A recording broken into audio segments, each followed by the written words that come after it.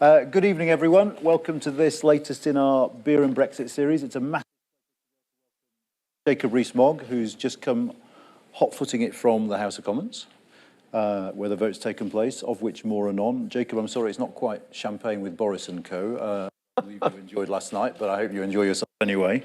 Thank you. Jacob is, of course, the Conservative MP for North East Somerset, having failed to become the MP for Central Fife in 1990. I wanted to ask you if you were secretly quite pleased to have lost that one, but I won't. He was elected in 2010, so has front row seat for all the political fun and then. And as you all know, he sits on the exiting the European. I believe you're a fan of cricket and a Somerset fan. I am indeed, yes, that's absolutely right. So, did you go watch Somerset when they had Viv Richards? And I did indeed. The very first match I watched at Taunton was the John Player League, so a Sunday match, limited overs, 40 overs. It was Somerset versus Kent. And when I tell you that the highest scorer for Somerset was Joel Garner, you will realise that Somerset lost. Well, I've reached that age where I sort of look back with fond memories of the days when sporting events were sponsored by fag companies, as it used to be. So, I mean, I want to start with what happened yesterday, because obviously it was very important. And I suppose the first thing to ask you is, were you taken aback by the size of the defeat? Yes, I was. With these things, you have your numbers and you know who you've spoken to and your team's spoken to, who is likely to be on your side. But you always expect a good deal of slippage because there is a mystique about the Whip's office. You think they will be able to get people back. And so, had we believed our own numbers, it was the sort of region we were getting to. But of course we didn't. We didn't think that was likely to be such a solid turnout of Eurosceptics as there was. So I was surprised. I thought it would be significant. I mean, isn't there just a bit of a chronic inability to count in Parliament? Because, you know, I mean, going back to the vote of no confidence in December, I mean, all these numbers are bandied around and they all prove to be wrong. And whether this is my memory going, but I seem to recall a time when the Whips knew what they were doing and knew something changed. Yes, something very important has changed, and that is the Fixed Term Parliament Act. The Fixed Term Parliament Act makes it much easier to vote against the government on any routine vote. Not like the vote this evening. The vote this evening was a vote of no confidence under the terms of the Fixed Term Parliament Act. Had the government lost, it's highly likely there would have been a general election.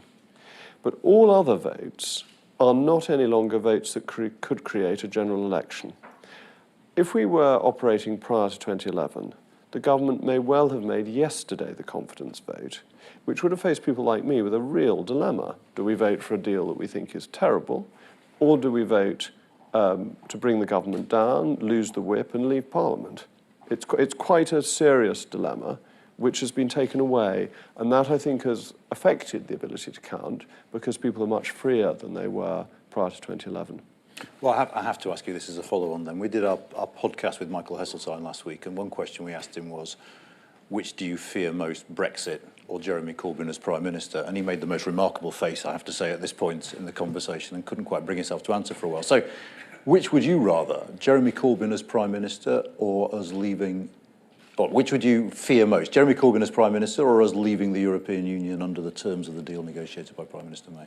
The terms that the Prime Minister negotiated were better than Jeremy Corbyn as Prime Minister. Almost anything is better than Jeremy Corbyn as Prime Minister, and that's not because I think he is not a principled man, but I think the solutions he has to problems are ones that we know from experience fail, and therefore a government led by him would do great damage to the country.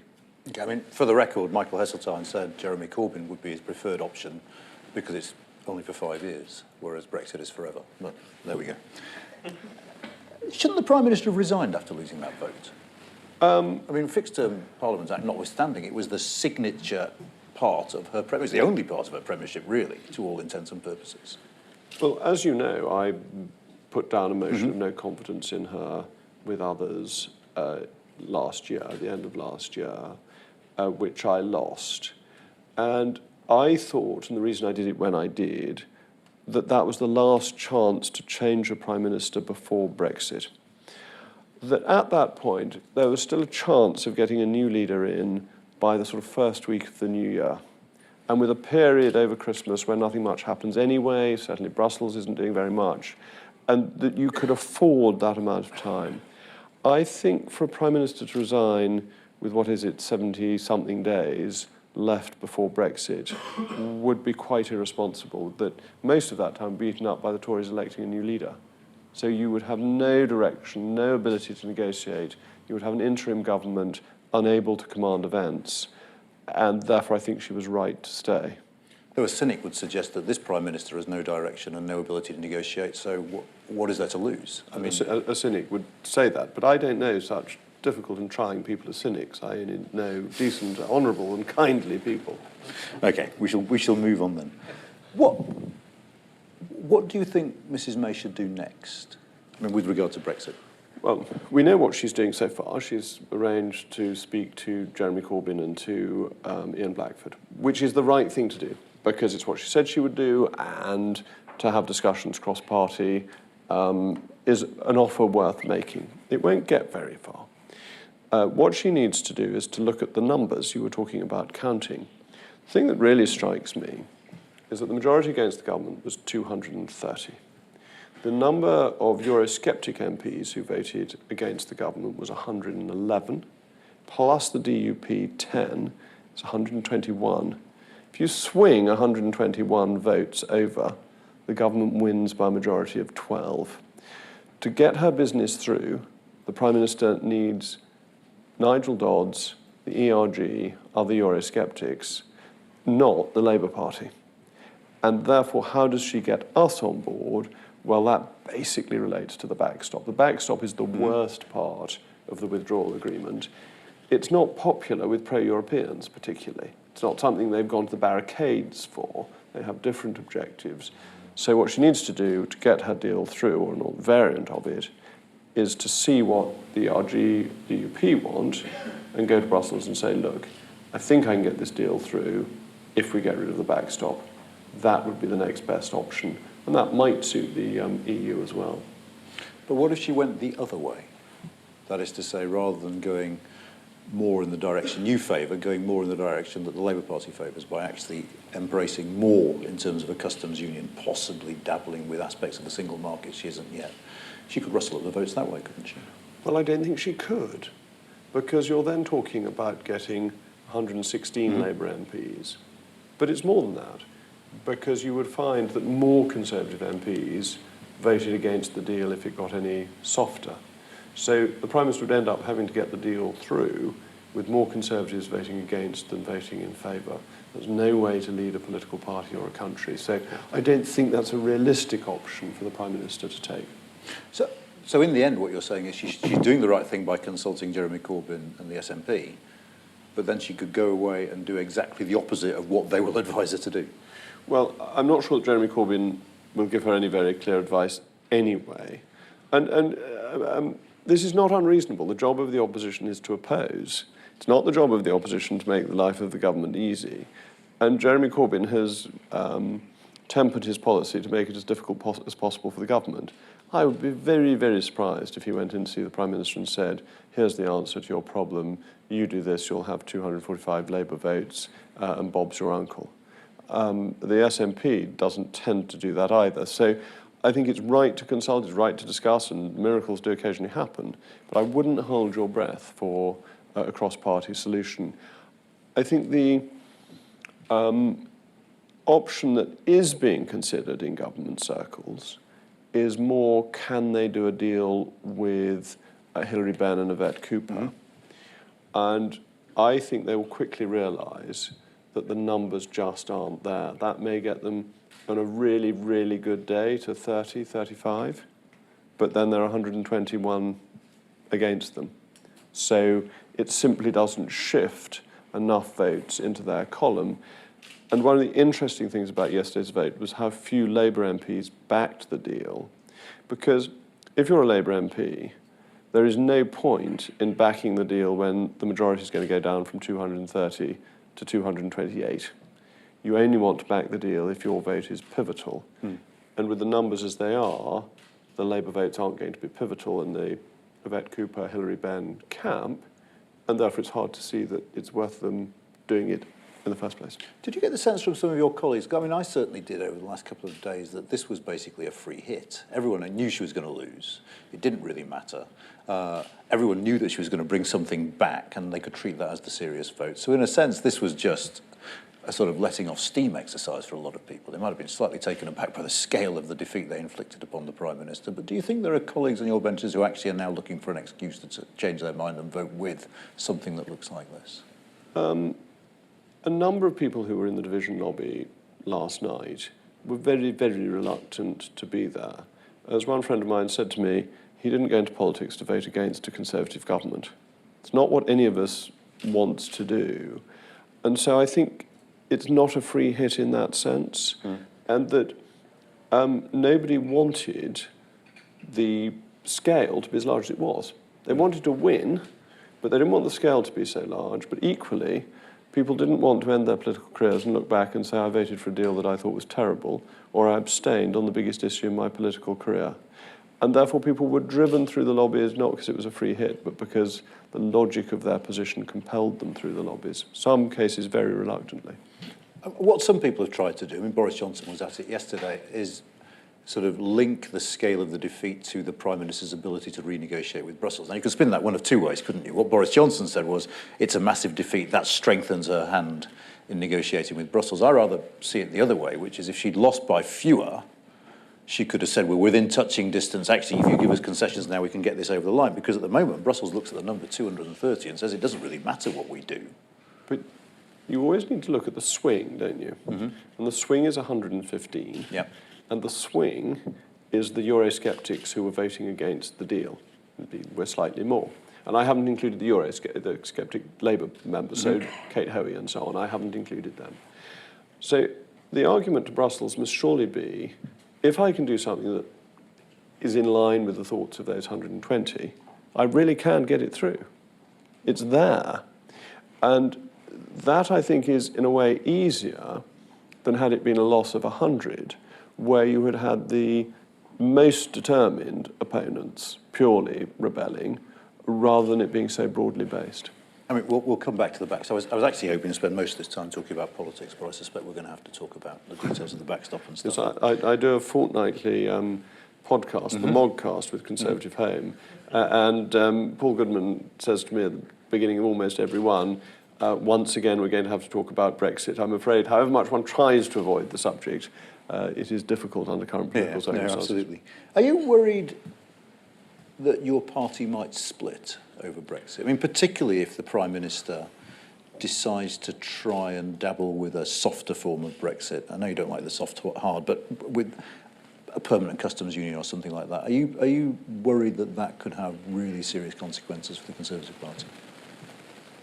I think there are considerable risks. I think the whole temper of politics is very divisive at the moment. People are very interested in politics, but they're very divided, and that's true within the Conservative Party as well. And there's also a divide within the Conservative Party between the hierarchy and the stages down. Mm-hmm. So the most pro-European part of the Conservative Party is the cabinet. As you move down the ranks, it becomes more and more Eurosceptic till you get to the membership and the voters, who seem to be 70% Eurosceptic. And the thing that splits parties is actually when the leadership has become completely remote from the membership and the members.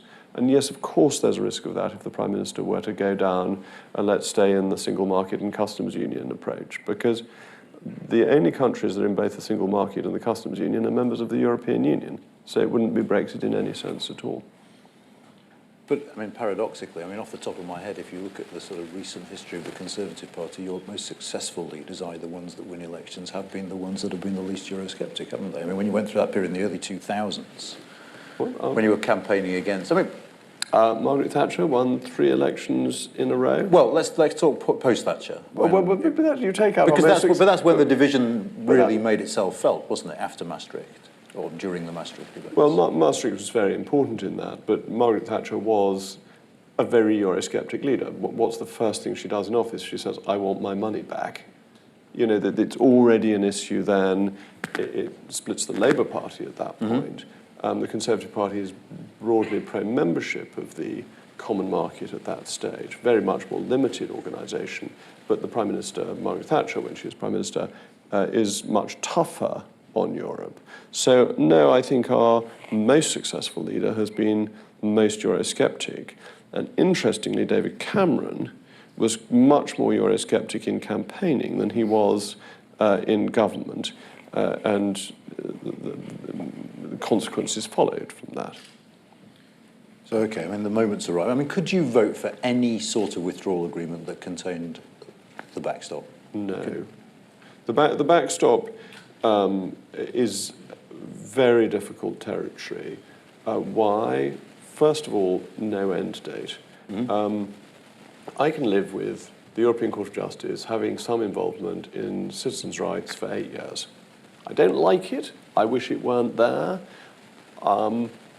But in 8 years, I still won't be 60. It's all fine. That 8 years goes remarkably quickly. But the backstop has no end date. It divides the United Kingdom between Northern Ireland and Great Britain, which is something that, as a Conservative and Unionist, is a very strong red line. It leaves the European Court of Justice involved in our affairs in everything that is covered by the backstop as the final arbiter of law, and we pay £39 billion for the privilege. Do you understand, I mean, we've done this conversation before, so I don't want to go over stuff we've fought over before, but do you understand the concerns of the European Union, and particularly of the Republic of Ireland? No, I think they're a negotiating position, and the government's been amazingly weak in giving into it. That the EU, the Irish government and the UK government have all said they will not impose a hard border.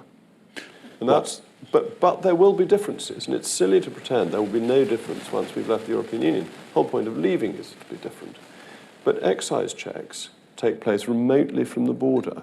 You can have checks without them being physically on the border, and physically on the border is the risk that people are so concerned about, and is the issue that flows from those not directly referred to by the Good Friday Belfast Agreement. But to be fair to Taoiseach, what they've said is they're not going to immediately impose a hard border in the event of a no-deal Brexit, but he's also said the only way ultimately to avoid a border is to have customs and regulatory alignment. Well, that is a matter for them, what border they wish to impose. The UK government said it won't impose a border full stop. But you don't need customs and regulatory alignment. We don't have alignment on excise duties currently, and that doesn't need a hard border. And excise duties are not dissimilar from customs duties. I mean, the price of diesel, the price of petrol, the price of gin is different in Northern Ireland and the Republic of Ireland. And there is an element of smuggling, and there are checks remotely from the border. And all of that happens with an unmarked, undelineated border. Okay, I'm going to move on, partly because I can't bear the thought of doing phytosanitary again with you, partly because there's other stuff I'd rather talk about. We might come back to this. Just out of interest, if I were to ask you to rank your preferences, and I gave you the choice between a no-deal Brexit, a this-deal Brexit, and no Brexit, how would you rank them? No deal, Theresa May's deal, and no Brexit. So no Brexit being the lowest. I think the Prime Minister's deal is not as bad as remaining within the European Union.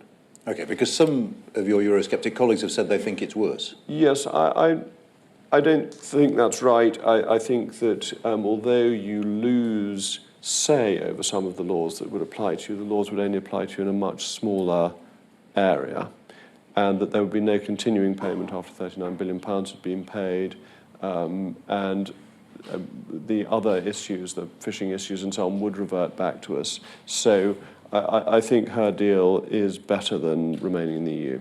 So imagine a couple of weeks down the line and Parliament has sort of arrived at a place where it looks very much as if there are two options. One is vote for the deal, which looks pretty much as it does now.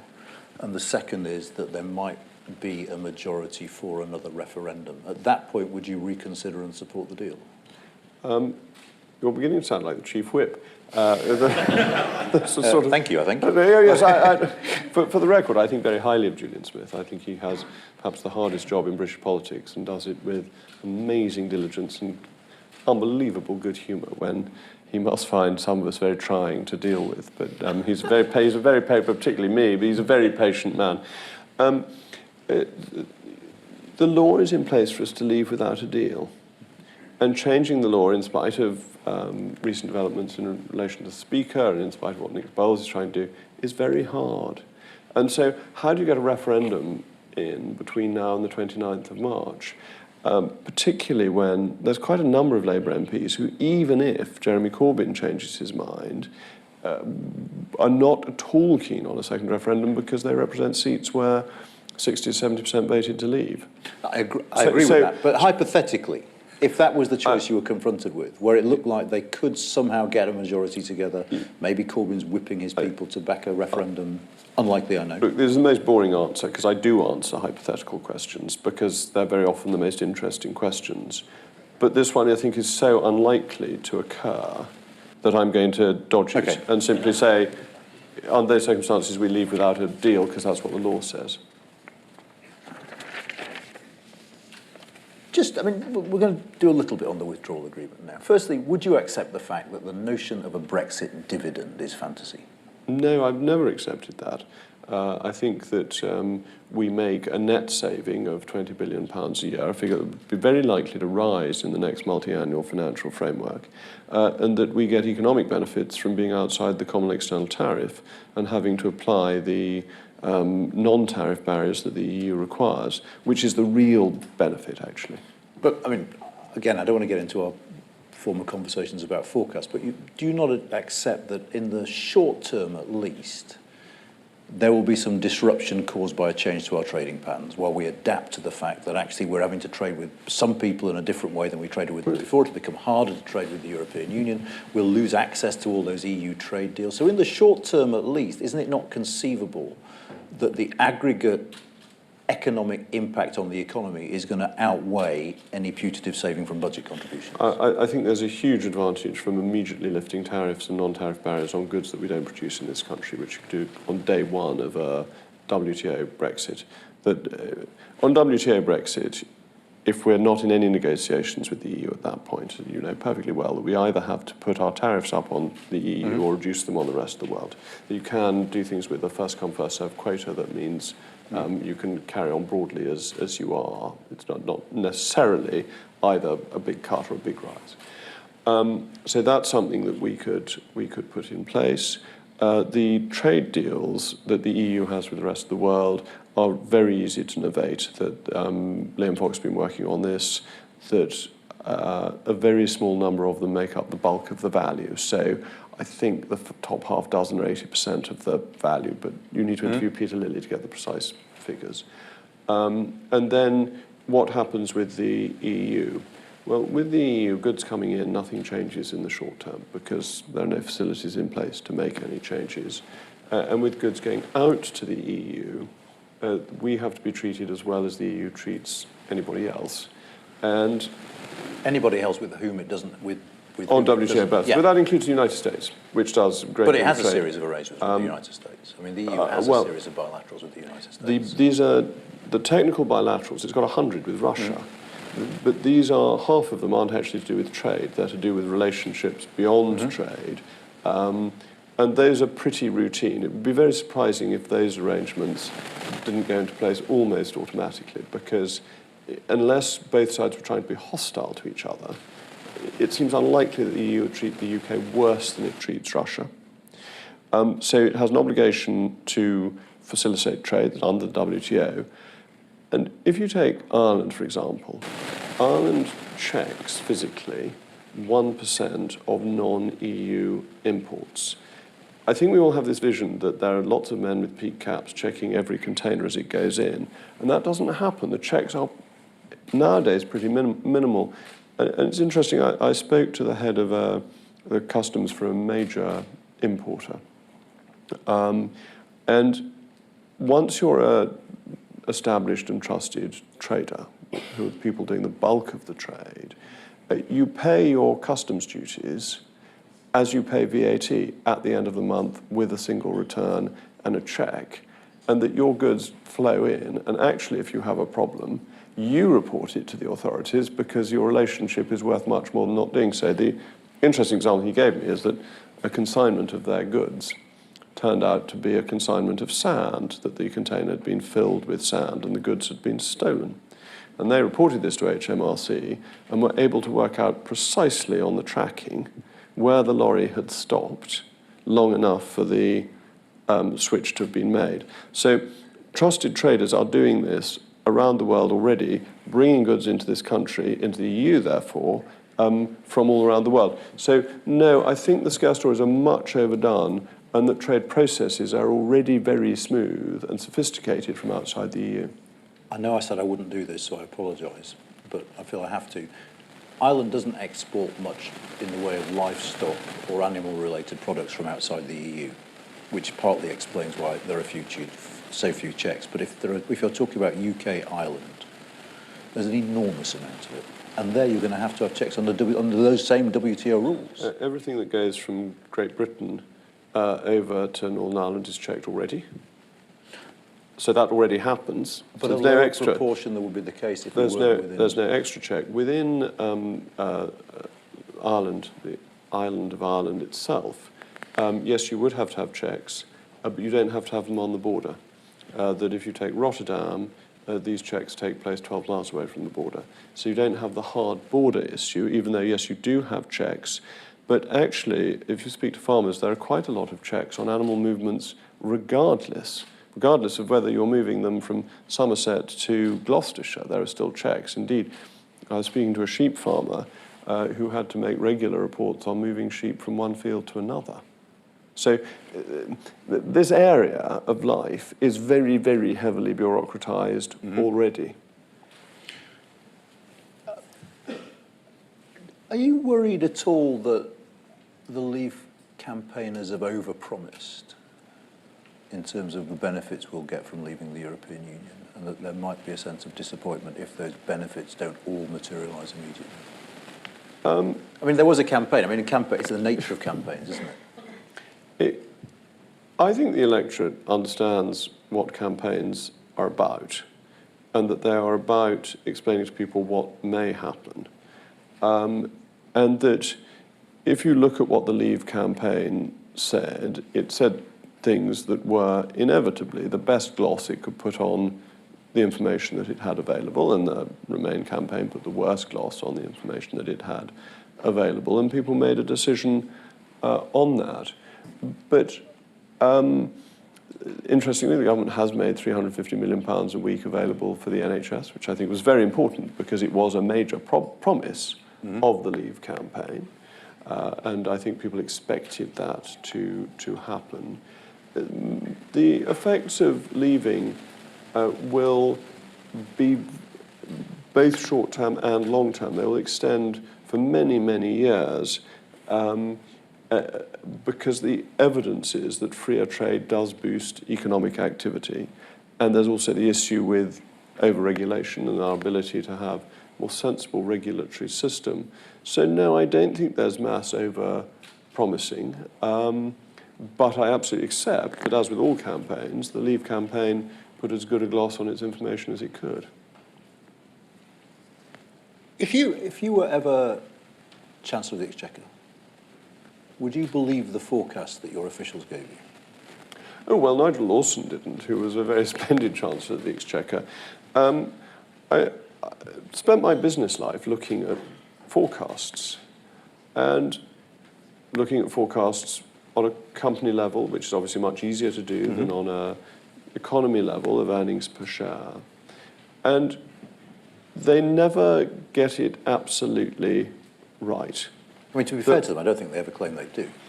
That's right. And people view forecasts as if they are holy writ. And they're no more holy writ than weather forecasts.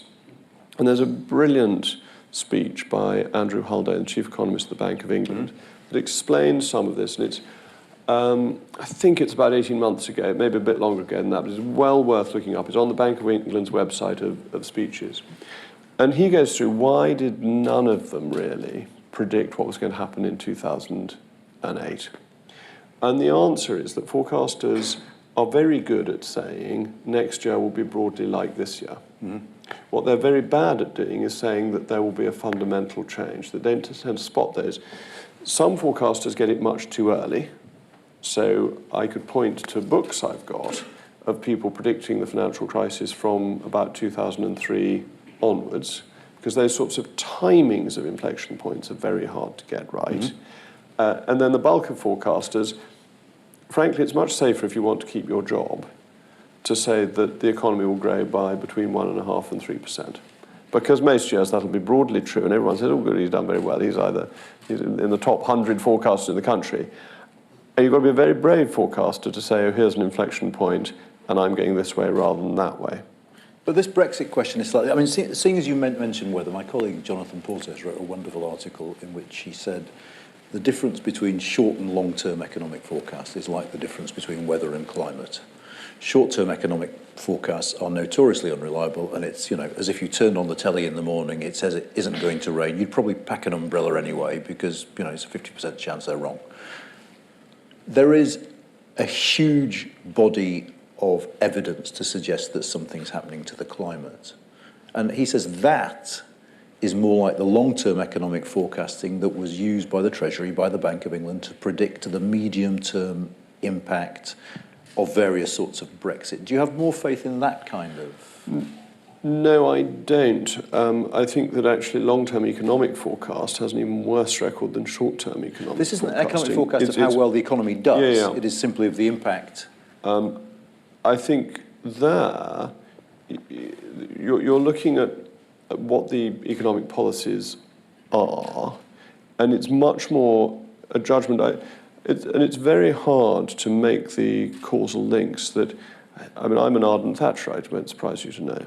And I think the economic reforms she made in the 1980s carried on having beneficial economic consequences right the way through until the financial crisis, actually. I think the economic growth we had in that period owed a great deal to decisions she made that freed up the UK economy and got rid of price and incomes policies and all sorts of things that she did. But nobody was saying that at the time. It wasn't a body of economic evidence saying that these long-term economic impacts will be so important. And I think here, all the evidence is from every country that's done it, that opening up your markets to free trade, even unilaterally, leads to long-term economic benefit. Okay, but none of the long-term forecasters are including this in their forecasts. They are all saying that the only thing that helps is sticking to the current economic model. But this seems perverse when the European economic model has ostensibly failed. So clinging to a failed model is likely over 15 years to do better than having a free trade model that has worked everywhere else that's tried it. But you're lumbered with the neighbours that you have, aren't you? And I mean, ultimately... you're going to gravity models. Well, precisely. Yeah, this is the last on this. But okay, but you're going to trade more with countries nearer you. Up to a point, Lord Copper, you're going to trade more copper. You're going to trade things that are heavy more. Mm-hmm. But you're not going to trade high-value things. You're not going to trade services more.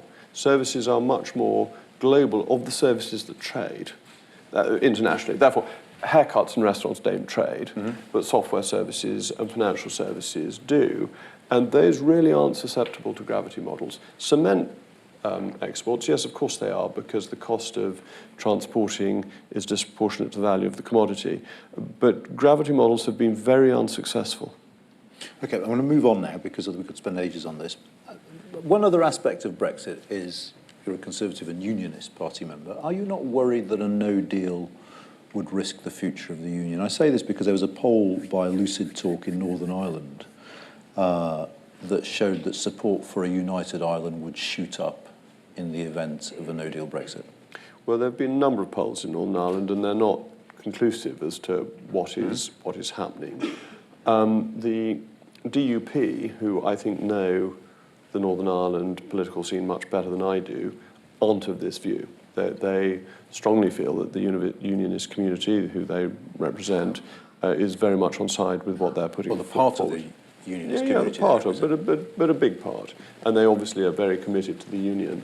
So, and David Trimble, who was the leader of the Ulster Unionists and one of the leading architects of the Belfast Agreement, likewise is in favour of the sort of Brexit I'm in favour of. So I think some very senior unionists don't share these concerns, and there have been varieties of polls. I think with Scotland, it seems actually to be helping the union. And I think the reason for this is that if you're a Scottish nationalist and you want to have independence but be tied to Brussels, you're quite happy with Edinburgh-Brussels, but you don't want Edinburgh-London-Brussels. If you take Brussels out, there aren't many people in Scotland who want just to have complete independence for Scotland. And there's a slight illogicality in saying, we hate having any say from Westminster, but therefore we'll hand all our fish back to Brussels. And I think particularly fishing actually would be very beneficial for the union with Scotland. Leaving Scotland to one side, I mean, notwithstanding what your colleagues from the DUP say, do you not at least see the potential for significant movement in opinion in the event that we end up with a border between the north or south, or there's uncertainty because we leave without a deal? Well, I would once again point to who's going to put up this border. The British government won't. And you say that the Irish government said, well, it might have to in the end. Well, they've made a number of statements. They're not all along those lines, actually. Some have been clearer that they never will. And bear in mind, the Irish government has historically thought that Northern Ireland should be part of its territory.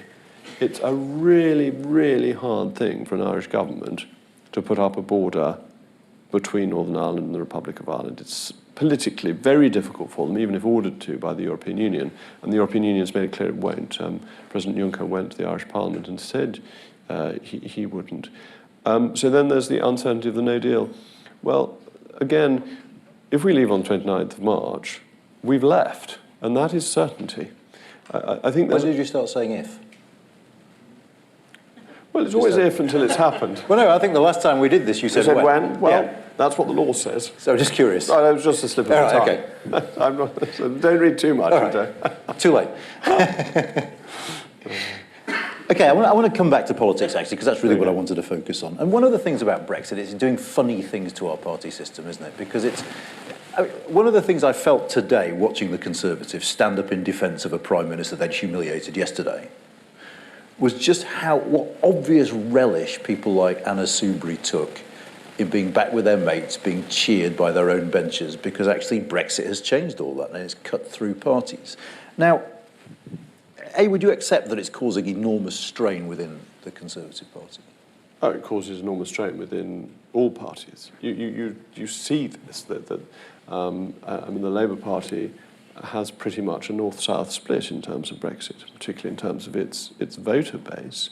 The Conservative Party has been split over the European Union since the time of Harold Macmillan. It's not a new split. But your point's such a good one. I happened to be standing a few feet away from Dominic Grieve when the result of the no confidence vote came through, and he was cheering as loudly as anybody. We are, as Conservatives, tribally close. And being part of the team is important, and we like being part of the team. We like the team to win. And that's why there's quite a high threshold before people vote against the government. And so, yes, it's done funny things to parties, but there is an ultimate party loyalty. Would you accept that in that sense, Jeremy Corbyn has been a far better Conservative chief whip than anyone on your own benches? Well, actually, I think you ought to give a little credit to the Prime Minister, because she really forced his hand yesterday. No, absolutely. But what I'm saying is, had there been a less scary leader of the opposition, do you think... Oh, sorry, I thought you meant on having the vote of no confidence. No, I mean, actually... Who would you have had who would have made the Conservatives think this was an attractive party? It's a very interesting question. Ed Miliband wouldn't have worked in that respect. He would have been too left-wing for most Conservatives. It's an interesting thought where, had they gone for Liz Kendall, for example, would a number of Conservatives have thought, well, this is a party that we could join? And it's a very interesting not a party that you could join. But a party that you wouldn't mind letting into government, and therefore... Yeah, I mean, sometimes parties in power get tired, don't they? They look over and they think, all right, it's not great, but... Who would be their Tony Blair? Tony Blair's not very popular anymore. If that's not a statement of the blindingly obvious, I do apologise for saying something so straightforward. But there was a time when he was amazingly popular. Okay, but and made Conservatives think that in 1997 there was no harm in electing a Labour leader. And it's fascinating to think who is that figure in the Labour Party today. Who, if he or she took over from Jeremy Corbyn tomorrow, would make Conservatives feel they didn't need to back the government in a no-confidence vote because a Labour administration would be livable with. But were it another duo, a more centrist, for want of a better phrase, duo than Corbyn and MacDonald, do you not think that those divisions in the Conservative Party would be far worse than they are now? Because actually, it would at least be conceivable in a way that it really isn't with this.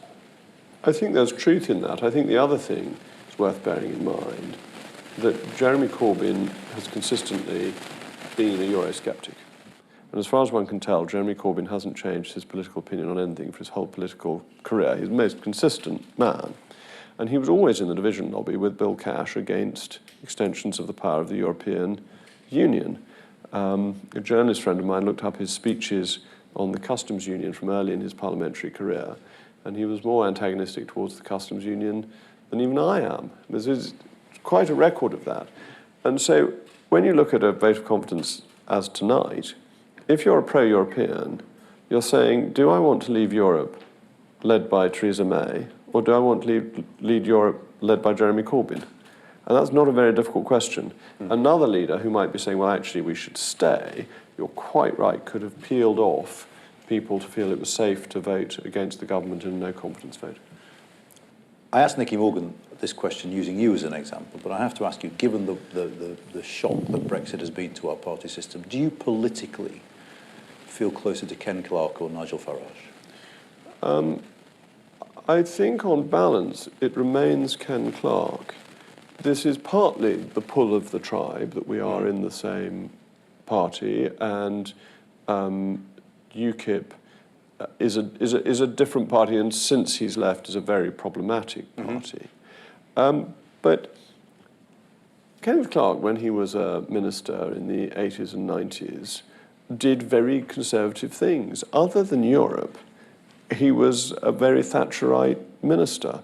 So I know it's a bit like, other than that, Mrs. Lincoln, how did you enjoy the play? But other than the European issue, there's more I agree with than with Ken Clarke probably than with Nigel Farage. I went to speak for Dominic Grieve and in his constituency a couple of years ago. And as it was Dominic, I thought it was tactless to talk about Europe, so I talked about other conservative issues. And I was very struck that when Dominic stood up to give the vote of thanks, he said, look, when we don't talk about Europe, there's not a word Jacob said that I don't agree with. There is so much I agree with Dominic on, and he's a man I admire greatly, actually, one of the most intelligent men in Parliament. We just disagree on this one and very important issue, but we are both equally good Conservatives. And you don't think that the Europe issue is stretching those other bonds? I mean, what do you make of the talk about a new political party, a new centrist political party emerging with elements from your party within it? It's one of those things that people talk about. It's very much harder to do in practice than it is in theory. Over the centuries, there's been lots of talk of new political parties. They very, very rarely come into fruition, and they very rarely start in Parliament, and neither UKIP nor the Labour Party, the two sort of big new forces, started in Parliament. The SDP started in Parliament and fizzled out within 10 years. Though we have, at the moment, a situation where members of your own party have said they will resign the whip if the government adopts as policy something that you're very relaxed about. Well, let's see what happens. See whether people do, in fact, resign the whip, and let's see whether the government does adopt what I want as what I would live with as policy, not want. I would like a deal for preference, because the government is trying very hard to get a deal. Do you think that when we leave in March, the division over Europe within your party will begin to heal, or is this just going to become a sore that persists because we'll be negotiating trade with the European Union for so long? There'll doubtless be a campaign to rejoin that is started pretty soon after we leave. Can you see any way of overcoming this division? I think certainty helps, and therefore having left is beneficial. I think the next 70 days will be the toughest, because if you are a Remainer, now is the time for you to do everything you can to frustrate Brexit. That is your main political motive for the next 10 weeks. Mm-hmm. And therefore the pressure, the anger, the division will be at its worst for these next 10 weeks. But once we've left, rejoining is a very different prospect. Different part of the treaties would at least formally require membership of the Euro and of Schengen, would increase our contributions because there would be no rebate. That's a very different argument. So I think it gets easier after the 29th of March, but as a counter to that,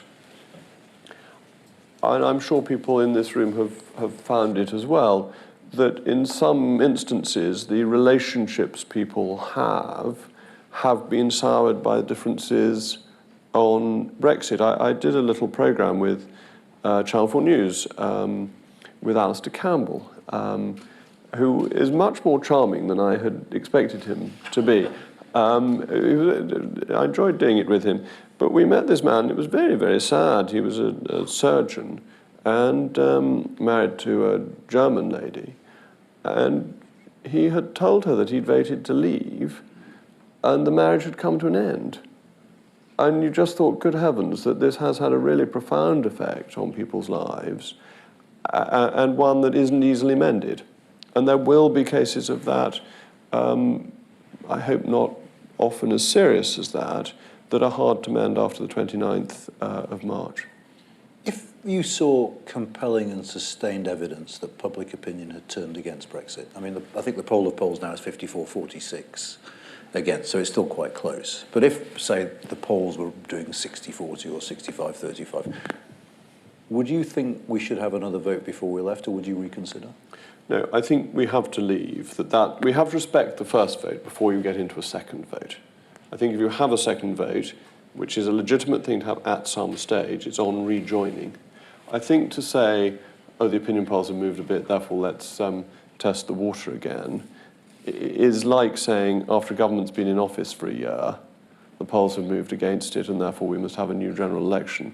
I think you have to do what you voted on first, and then if a party wishes to campaign the next election for a new referendum to reverse the policy, whatever, that becomes legitimate. And what do you think would happen were we to have, by some manner or means, a second referendum before we left? Okay. I mean, what is your feeling? I'm against a second referendum for a number of reasons. Mm-hmm. First of all, I think it's undemocratic. Secondly, I think it would be stunningly divisive. I mean, I think the 17.4 million people who voted to leave, some of them would be very angry indeed if they were told their first vote didn't count, after the government said very clearly that this is your decision, this is going to determine whether we leave or remain. So I think the divisions we've currently got would be minor in comparison to what you could see. But having said all that, I think if there were a second referendum, it would be tell them again. And I think that you would find the vote wasn't actually about Brexit, it was about democracy. And are we the type of country that follows a democratic mandate or not? It wouldn't be about the details of the backstop, it wouldn't be about clause 174 of the withdrawal agreement, which, as I'm sure you all knew immediately, is the one that deals with the authority of the European Court of Justice. Mm-hmm. It would be on fundamental democracy, and therefore I think you would get a bigger vote to leave. And if we got a narrow vote to remain, would you let it be? No, of course not. If we got a 48-52 the other way around, I would be immediately saying best of three. I would also say that if we had a second referendum and Remain didn't get over 17.4 million votes, that would not be a result that trumped the previous referendum. Okay. Do you think that we have a problem with the sort of tone of politics at the moment, that it is so divisive, it is so aggressive? We've seen those scenes outside College Green recently. And do you think that's deteriorated, or has it always been? it goes in waves. We had a very quiet period, really, between sort of 1997 and 2010, where there seemed to be a convergence amongst the parties. We didn't seem to have great issues coming up in front of us, and we had a natural Labour crisis. governments, everyone was happy, you see. Well, but it carried on into the first 5 years of David Cameron. Actually, I should have extended it to 2015.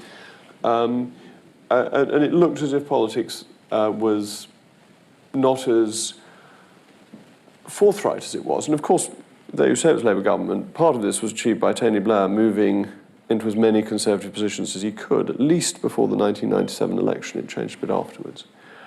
And we're now back to a position that we've had in our history before. Certainly during the 1980s, politics was very divisive. And if you go back, where do you want to go back to? Go back to the Captain Swing riots in the 1830s. I mean, you do get lots of pressure points in our history, and then you get periods of great calm. In the 1950s, politics was pretty calm, probably quite boring.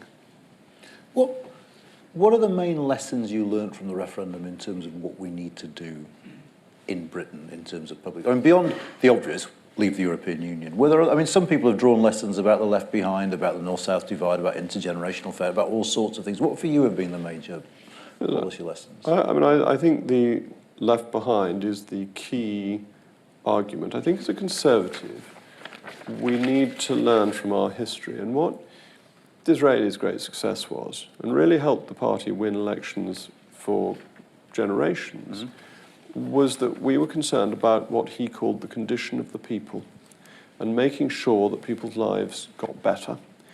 And by taking steps to ensure that happened, and in his case it was public health and housing, particularly important, and to help people lead the lives that they want to lead and help them ensure that they and their children are a little bit better off than their parents were. And that natural human ambitions that we want to support across the country. And how do you do that? And I think we've had a very London-centric politics, and we've tended to do things that are good for London, but actually keep wages down in Hartlepool. And I think we need to move away from that. I mean, it's interesting, isn't it? Because my first thought when Theresa May gave that speech when she first became Prime Minister outside Downing Street, I thought it was a very, very good speech, was it doesn't sound like what I think Conservatives sound like. I mean, did you look at the 2017 manifesto and say, yeah, that's a good, normal Tory manifesto, I can support that? I thought the Prime Minister's aim was right, but that the policies were not necessarily the right ones. I mean, one of the things I would really like to do is I think that the Laffer curve works with people on low incomes as well as people on high incomes. Okay. I would like a major focus of government policy to be to reduce the withdrawal rate of benefits from people on universal credit from the 63% rate with an initial target of 50% and try and get it down, because that is the real incentive for people to work and to do more. They actually keep what they are earning. And that, I think, helps people's standard of living rise. Actually, I think the European Union is a huge advantage because the removal of tariffs and non-tariff barriers, reducing the cost of living, but also restricting the free movement of labour. Because the free movement of labour keeps down the wages at the lowest end of the scale. It doesn't affect them at the middle and higher ends. And I think you'd accept that that's where the economic evidence seems to be. Yeah, but it's only a relatively small impact in the aggregate figures. But it's a very important impact if you're living on a low income. And it makes it harder for people who may well have been let down by the education system and so on to get into the habit and system of working.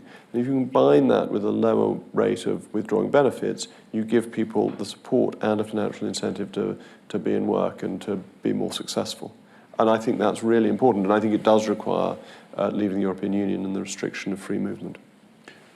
Would you accept that the policies pursued since the coalition government, since 2010, particularly the austerity policies, have had exactly the opposite impact on some of the poorest and most vulnerable people in this country?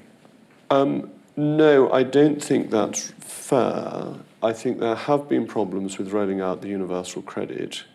And I think that the Treasury not only gets its forecasts wrong, but is always a penny wise and a pound foolish. And I think you've really seen that with the universal credit, where it tried to save relatively small amounts of money against the whole budget, which have made the system sort of random. I've had a constituent come back to see me who is paid 4 weekly rather than monthly. So twice a year gets no money. But because the government says, oh, you've been paid twice in the month and therefore you're not eligible for any. But that actually when you average it out over the whole year, in the end, over the whole year, my constituent doesn't get any less money. It's just there are a couple of months where the cash flow doesn't come in. And the system has been designed not to smooth that. And I think Amber Rudd's latest changes will help with that. And it's those sorts of things that in an effort to save little bits of money, the Treasury didn't allow for. The 5 and previously 6 week delay in giving people money. I mean, this is just ridiculously unfair. I doubt there's anybody in this room who could go 5 or 6 weeks without getting their money paid to them.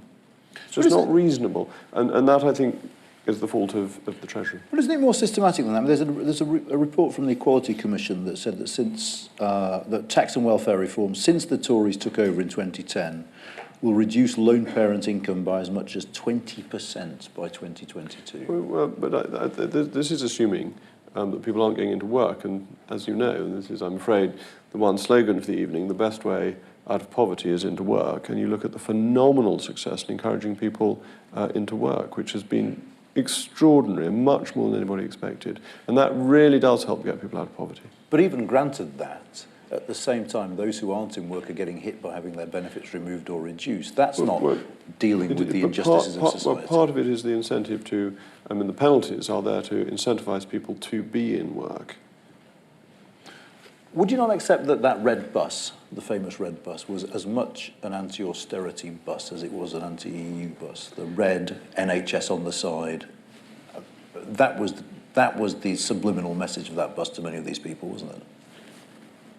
It's a very interesting point, and I hadn't thought of that in those terms. I actually genuinely thought it was that money was needed for the NHS. And why do I think that? Because I'm a fiscal hawk. I'm not in favour of splashing out government money on all sorts of things, and there are lots of government expenditures I'd like to see cut, starting with HS2, which would be a very big saving. Anyway, leaving that to one side. When we were elected in 2010, a number of my hawkish Conservative friends thought it was a mistake to exclude the NHS from austerity. And I didn't agree with them because the NHS has consistently had above inflation increases in spending because health inflation has tended to be above the ordinary inflation rate. And therefore enforcing for a number of years a real terms freeze was in fact, in health service terms, a significant real terms cut. And that speaking to serious-minded people in my own constituency, I realised that that couldn't go on because these are people who in 2010 were saying, look, we need to do this, we understand austerity, there is fat in the system, we can cope. Who by 2015, 2016 were saying, we cannot do this for another couple of years. This is just become this, we can do this year, but that's it. And if you carry on like this, we will be cutting operations and so on. And when serious-minded people start telling you that, you think they're probably right. And I thought it was a feeling that the pressures on the NHS had become such that people thought it did need more money. But I'm very interested by what you say. I think you may well be right. Talk about it next time. Yeah, absolutely. All right. We're just about to run out of time, and I want to do my quick fire round, but I want to ask you one final question, which is a nice, easy one. Who do you want to be the next leader of the Conservative Party? If there were a leadership contest tomorrow, I would support Boris Johnson. Okay. Right. Ready? We've got some That was quick a nice laugh. At least somebody paying attention at the back. The quick fire round. I hate quick fire rounds. Excellent. Beer or Burgundy? Oh. They're serious questions. Yes, Burgundy. The Beatles or the Stones? Neither. Oh, good Lord. Well, all right. It has to be the Rolling Stones because of my father's piece, Who Breaks a Butterfly on a Wheel, that ended up getting Mick Jagger out of jail. And out of filial piety, I'll back the Rolling Stones. That is without doubt the most curious answer we've had to the question. Cheddar or camembert? Oh, cheddar. Ugh. I don't like those smelly cheeses. Okay, I'm not even sure it's worth Oasis or Blur. The question is a blur, let alone... Okay, all right. This is going well. Beef bourguignon or steak and ale pie? Oh, steak and ale pie, unquestionably. I think I'd have predicted all these. UK in a changing Europe or any other think tank? Oh, UK in a changing Europe is a heroic think tank. Superb. Jacob, thank you so very much. Before you go, sorry. Let me present you with a Thank beer you very and much. Brexit Well, tankard. I have to tell you, this will not be used for beer, but You'll get very drunk if you use it for wine. will be used for cider, because I'm a Somerset MP, and I make my own cider. I mean, I confess I have a little bit of help, not just from the children. And last year we made 25 gallons, so I have a good supply of cider, and this will be perfect. I will be able to have a pint of cider. We'll So thank you report very back. much. Thank you very much indeed.